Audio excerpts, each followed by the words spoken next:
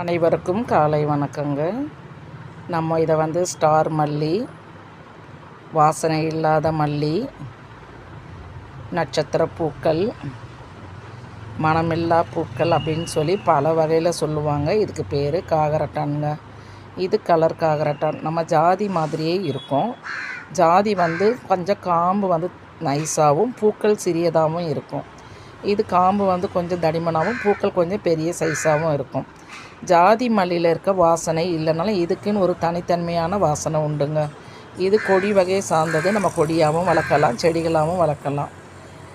நல்ல பூக்கள் கொடுப்பாங்க. வருஷம் முழுவதும் கொடுக்கலனா கூட வருஷத்தில் ஒரு 9 மாதம் கொடுத்துட்டே இருப்பாங்க.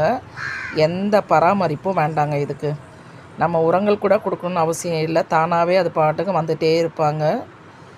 நான் பாருங்கள் செடிகளாக்கி வச்சுருக்கேன். கொடிகளாக இல்லாமல் எல்லாமே செடிகளாக வச்சுருக்கேன் நான். ஏன்னா நம்ம கொடிகள்